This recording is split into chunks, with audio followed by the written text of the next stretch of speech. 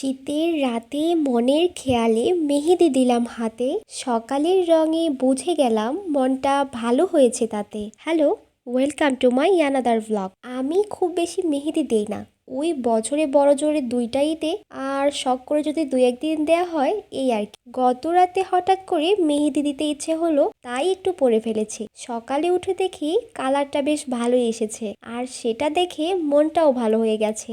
আর এই ভালো মন নিয়েই শুরু হলো দিনের প্রথম কাজ, নাস্তা রেডি করা। আজকের নাস্তায় ছিল বাসি ভাত ভাজি, সাথে একটা ডিম পোচ। শীতের সকালে এই গরম গরম ভাত ভাজির কি যে মজা, ওটা আর আলাদা করে বলার কিছু নেই। আসলে শীতকালে যে কোনো গরম খাবারের স্বাদটাই কয়েক গুণে বেড়ে যায়। নাস্তা শেষ, এবার রান্নার পালা।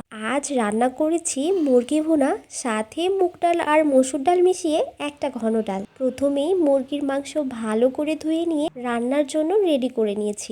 আজ ফার্মের মুরগি রান্না করছি, দামি না হলেও খেতে কিন্তু বেশ ভালোই হয়। একটা সময় ছিল বাসায় থাকতে এই ফার্মের মুরগির নাম শুনলে নাক সিটকাতাম, কিন্তু এখন যখন বাহিরে একা একা টাকা খরচ করতে হয়, তখন কেন জানি মুরগিটার টেস্টটাই বদলে গেছে। এখন আর মন্দ লাগে না, বরং প্রায়ই খাওয়া হয়। মাংস রান্নাটা হয়ে এলে এবার ডালটা করে নেব।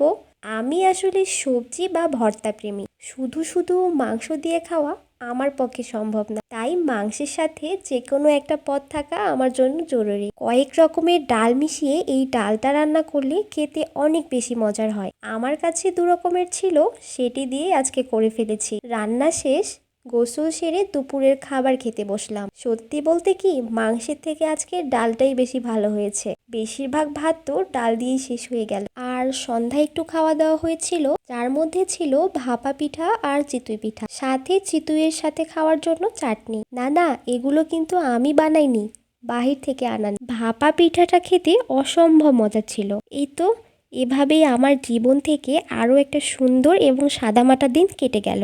আজকের মতো তবে এখানেই, দেখা হবে পরবর্তী ব্লগে।